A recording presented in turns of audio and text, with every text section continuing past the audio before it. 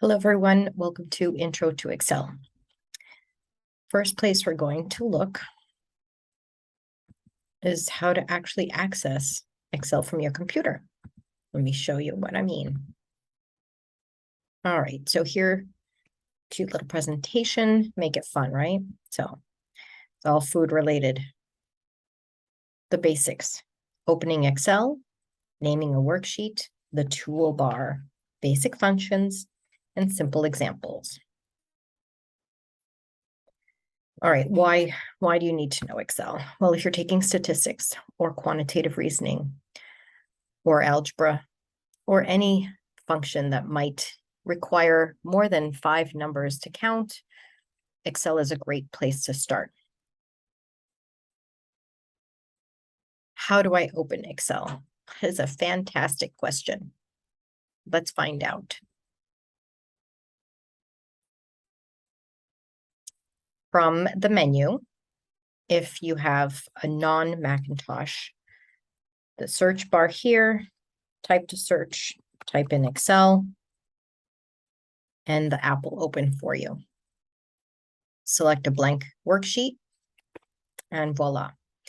For Apple users, it's a little bit different, and the explanation is in the PowerPoint. Because unfortunately, I can't show you. I don't have a Macintosh, but here is an example of where you could find it.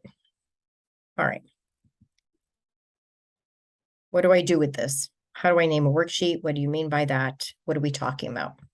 All right, so let's talk about that.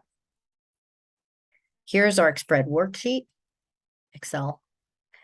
And there are some tools up front.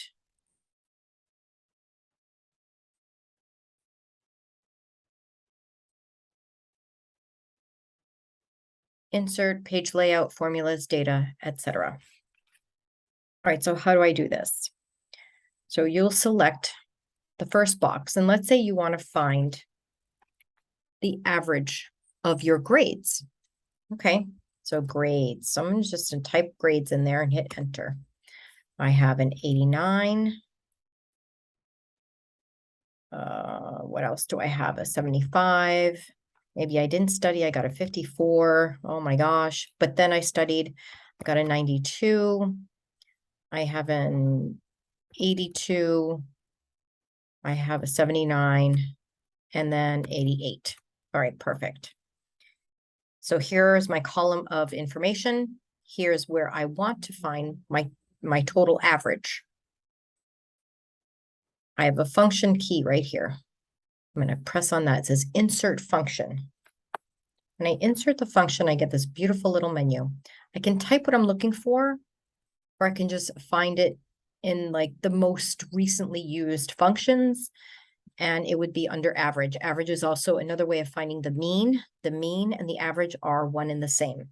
You will not find mean in Excel, just average. I click OK to that. It's going to ask me if this is the selection of information that I want.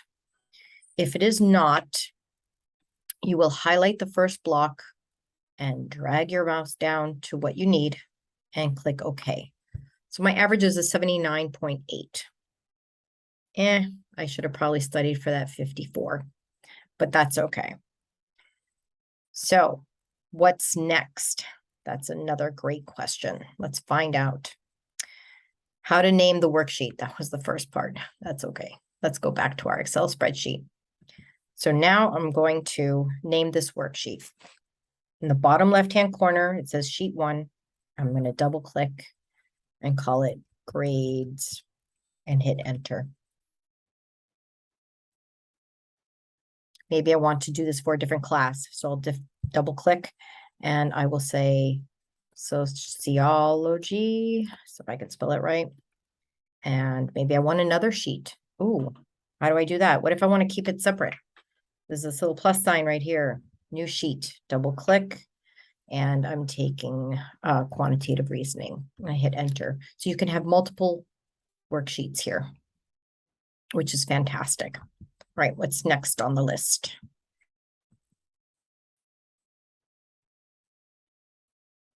Excellent, so we did this, perfect. Now, topic 3, the toolbar. what are some of these functions? What do these tabs actually show us? So let's go back to our Excel spreadsheet. And let's take a look at home. Kind of gives you the basics of things, the general number, what type of cell, these are called cells, what type of cell information do you want in there? You have your sort and filters, find, selects, insert a row, delete a row. In the insert tab, you have charts, pivot tables, regular tables, fun things like that. Formulas. This is where it starts to get a little more fun. So you have financial formulas, dates and times, references, math and trigonometry, and under more functions, you'll find statistical functions, engineering, cube, I don't know, well, just very interesting information and compatibilities. For those taking stats and operation management, this is the place where you will be looking. For my other math students, you'll have all of these other types of turns. So insert chart. Let's take a look. Oh, to create a chart, I need to have something to fill it in. Well, that makes sense. So let's do that real quick. And what do I compare this to? Let's say I'm looking at ages of students. My first column that I highlight will always be the x-axis, and the second will be the y-axis. So when I go to my charts, I'm going to select all charts. One more time. I highlight my information. I click on this little arrow for charts. All charts. How do I want this to look? Do I want two separate columns to compare them? Do I want one column? I like this one because now it's showing me a comparison. And there's my chart, which I just made a mistake. That's okay. Let's move it up here. Perfect. There's a lot more to do this. We're just going to do the basics. Insert chart. Next on the agenda.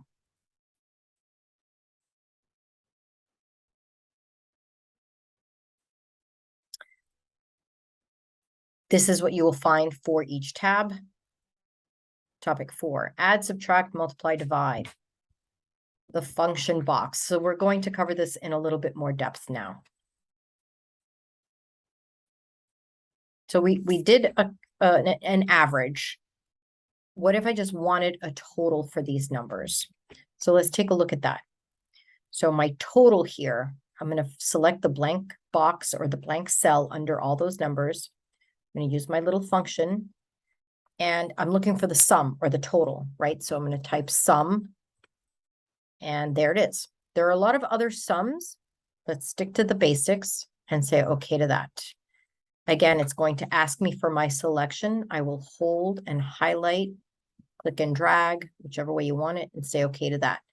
And that is my total. To find the average of these numbers, so maybe here I'll put like the sum or the total. And then here I'm going to actually look for the mean or the average. So in this box, I want to find the mean of these numbers. So I'm going to hit function, average. Remember, mean and average are the same. And in Excel, it's always going to say average. I'm going to say okay to that. If I'm not careful, it's going to include my sum. I don't want that. So I want to make sure that I highlight just the numbers that I need. I'm going to say okay to that. Do I want all those decimal places? No. Will that be covered at another time? Sure. But for now, I'm just going to quickly bring that down. So I have my sum or total. I have my mean. And now what if I want to find the percent difference between the mean and the sum? So now this is a division thing. Can I do that easily with a function? Possibly, but it would also be easier for me to just type it in. So in this box next to the function, I'm going to put my cursor and you'll see a couple of things happen. This highlights, that's okay. I'm gonna hit the equal sign, which is also telling it it's going to perform a function. So this cell equals what? It's going to equal what am I saying here? The sum divided by the mean divided by the sum doesn't really matter. Let's do the sum, 559, divided by the mean equals 559 slash line 79.9. I'm going to hit enter. So it divided that for me. If I would like to multiply the sum and the mean, I'm going to hit my equals 559 times 79.9, not the X. It's the asterisk symbol, which is also Shift 8 on the keyboard. And for Macintosh, possibly the same key command, not sure. I hit enter. So to review, I can also find the sum by adding them together by hand if I wanted to. That would take a little while, so I could hit the equals, 89 plus 75 plus 54 plus 92 plus 82 plus 79 plus 88, enter, and I get the same thing. To find the mean, I could type in equals 559 divided by, what are there, 6 numbers there? 1, 2, 3, 4, 5, 6, 7. Same thing. What did we find here? We found a division and we did a multiplication by hand. Excellent. So that's the FX box, and that's how it can help. What comes after that? All right, so we did these examples. That's perfect. We highlighted what we needed to. We didn't do a subtraction. Let's do a subtraction.